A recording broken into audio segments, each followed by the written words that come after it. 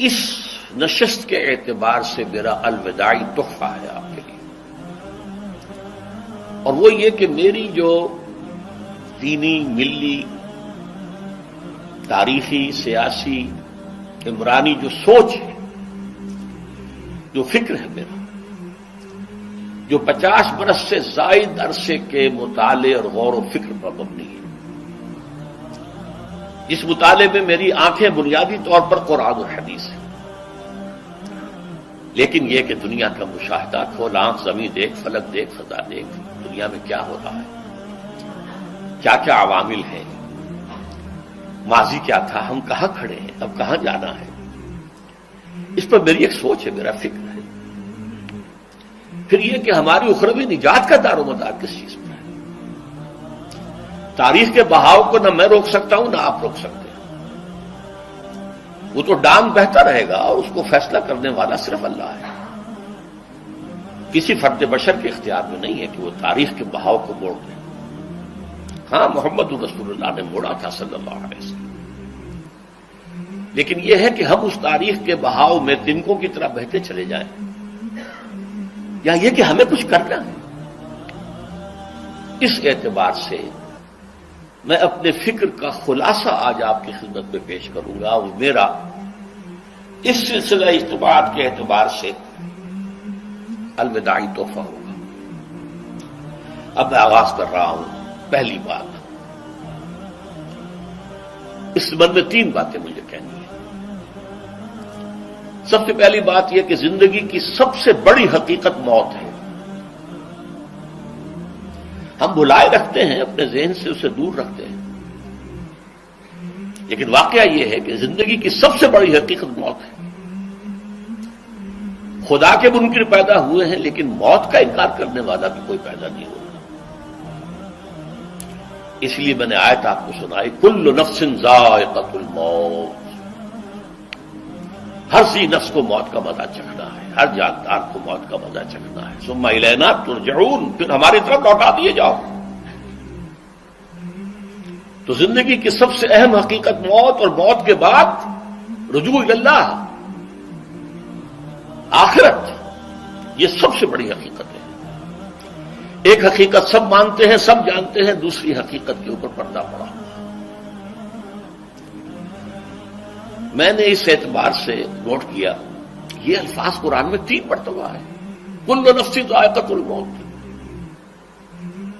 ہر جاندار کو موت کا مزہ چکھنا ہے۔ انبیاء اس سے مستثنا نہیں رہے، رسول اس سے مستثنا نہیں رہے، اولیاء اللہ مستثنا نہیں رہے۔ وقتی طور پر استثناء حضرت عیسیٰ کا ہے کہ ابھی وہ زندہ ہے، لیکن عیسیٰ یاتی علیہ الموت، حضور نے فرمایا عیسیٰ پر بھی موت آئے گی، جب دوبارہ آئیں گے، زمین پر اتریں گے، پھر اس کے بعد ان پر موت وارد ہوگی، ان کی نماز جنازہ پڑھی جائے گی، انہیں دفن کیا جائے گا حضور کے پہلو میں، شادی بھی کریں گے، اولاد بھی ہوگی۔ باقی تو یہ ہے کہ کل نفس ذائقۃ الموت، سب کو موت کا مزہ چکھنا ہے۔ عیسیٰ بھی بالآخر اس سے مستثنا نہیں رہیں گے، بلکہ قرآن میں ایک جگہ کہا گیا ہے افإن مت فہم الخالدون، کیا ہے نبی، اگر آپ کا انتقال ہو گیا تو یہ کیا ہمیشہ رہیں گے؟ کون ہے دنیا میں جو ہمیشہ رہے؟ انتقال تو ہونا، آپ کا بھی ہونا ہے۔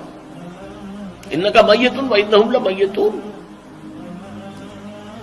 یہ تو مختصر ترین الفاظ تھے۔ اس سے آگے بڑھیے، سورہ انبیاء میں فرمایا کل نفس ذائقۃ الموت وَنَبْلُوكُمْ بِالشَّرِّ وَالْخَيْرِ فِتْنَةً وَإِلَيْنَا تُرْجَعُونَ، ہر جاندار کو موت کا مزہ چکھنا ہے، اور اس سے پہلے پہلے ہم تمہیں آزماتے رہیں گے، خیر کے ذریعے بھی، بھلائی دے کر، صحت دے کر، دولت دے کر، اولاد دے کر، شہرت دے کر، اور برائی کے ذریعے سے بھی، تنگ دستی دے کر، بے عزتی دے کر، اہانت دے کر، ذلت دے کر، وَإِلَيْنَا تُرْجَعُونَ، اور پھر ہماری طرف لوٹائے جاؤ گے۔ یہ وہ دوسری حقیقت جو میں نے کہا کہ جس پر پردہ پڑا ہوا ہے، بہت بڑا پردہ ہے۔ لوگ یہی سمجھتے ہیں کہ یہی دنیا کی زندگی ہے۔ قرآن کہتا ہے إِنَّ الدَّارَ الْآخِرَةَ لَهِيَ الْحَيَوَانُ لَوْ كَانُوا يَعْلَمُونَ، یہ تو آخرت والی زندگی ہے جو اصل زندگی ہے، کاش کہ انہیں معلوم ہوتا۔ اس سے بھی زیادہ تفصیل سے یہ آل عمران میں آئی آیت، کل نفس ذائقۃ الموت وانما توفون اجورکم یوم القیامہ، ہر جاندار کو موت کا مزہ چکھنا ہے اور پھر تمہیں پورا پورا تمہارا اجر اور بدلہ دے دیا جائے گا قیامت کے دن۔ فمن زحزح عن النار وادخل الجنة فقد فاز، جو کوئی آگ سے بچا لیا گیا اور جنت میں داخل کر دیا گیا وہ تو کامیاب ہو گیا۔ اللہم ربنا اجعلنا منہم، اللہم ربنا اجعلنا منہم، اللہم ربنا اجعلنا منہم۔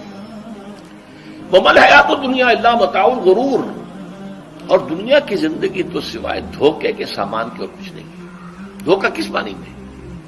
یہ تمہیں اصل زندگی سے غافل کر دیتی ہے۔ تم کہیں سفر پر جا رہے تھے، تمہارا کہیں گھر تھا، تمہیں واپس آنا تھا، تم راستے ہی میں کسی دلچسپی میں ایسے مگن ہوئے کہ گھر بار سب بھول گئے۔ یہ تو تمہارا عارضی سا سفر تھا، تم نے اسی کو اپنی منزل بنا لیا، اپنا ٹھکانہ بنا لیا، تو دھوکہ دیا اس نے تمہیں۔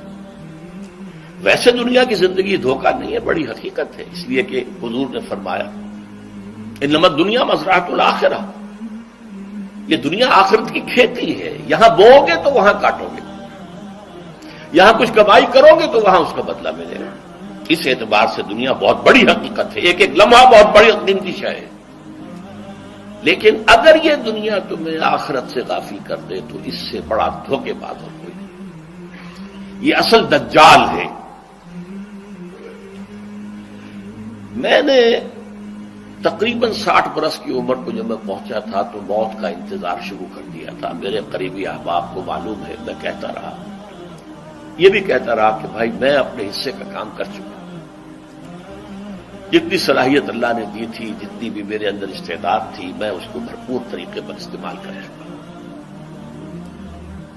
دم واپسی برسرے راہ ہے عزیز و اب اللہ ہی اللہ ہے، یہ میرا معاملہ رہا ہے 60 برس کی عمر سے۔ اس کے بعد اللہ نے مزید 14 برس دیے ہیں، یہ نافلۃ لک کے درجے میں کہتا ہوں، اس کا اللہ کا عطیہ خصوصی ہے، نفل ہے، ہمیشہ کہتا رہا ہوں۔ مسنون زندگی تو 61 برس ہے ہمارے حساب سے۔ علامہ اقبال کے بارے میں سنا ہے کہ رویا کرتے تھے کہیں میری عمر حضور کی عمر سے زیادہ نہ ہو جائے۔ وہ 6 مہینے کم ہی رہی ہے حضور کی عمر سے۔ جو حضور کی عمر تھی وہی حضرت ابو بکر کی، وہی حضرت عمر کی، وہی حضرت علی کی۔ ہاں، حضرت عثمان 82 برس کے ہوئے ماشاءاللہ۔ پھر یہاں کے مجددین میں سے وہی عمر حضرت شیخ احمد سرہندی کی، وہی شاہ ولی اللہ دہلوی کی۔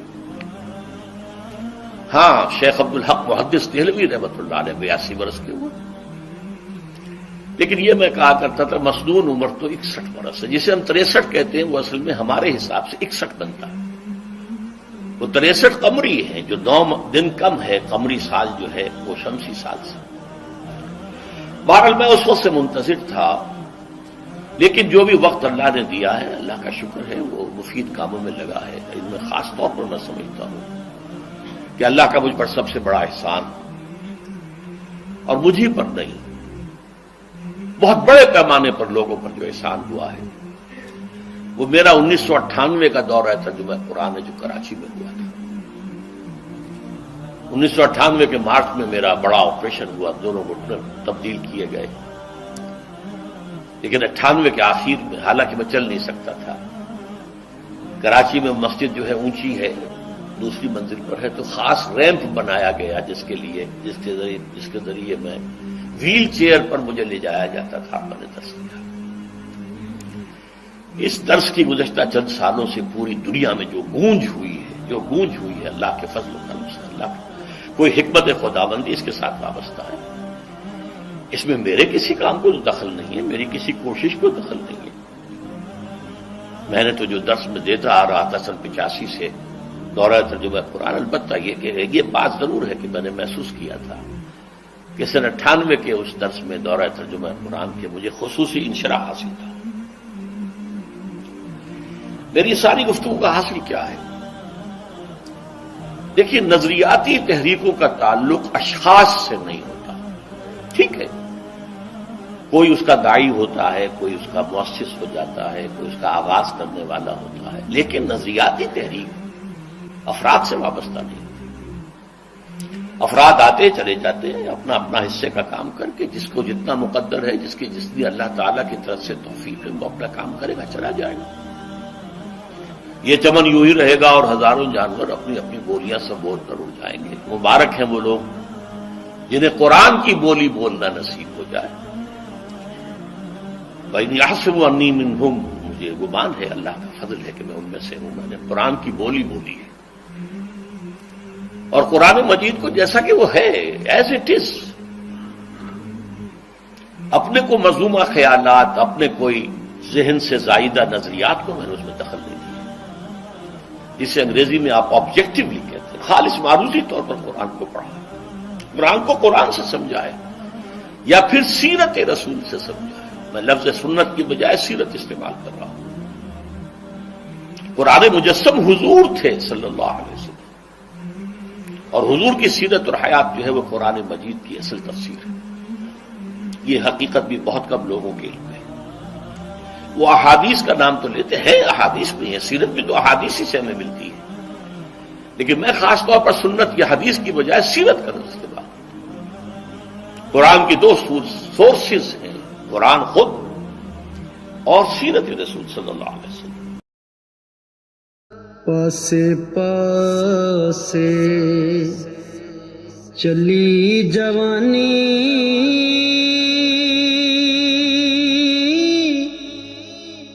تے پاس نہ سدیا یاراں،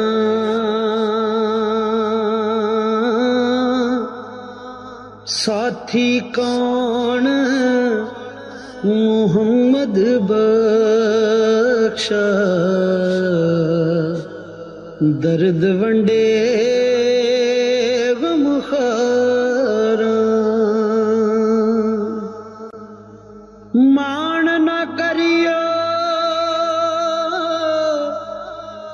روپ گنے دا،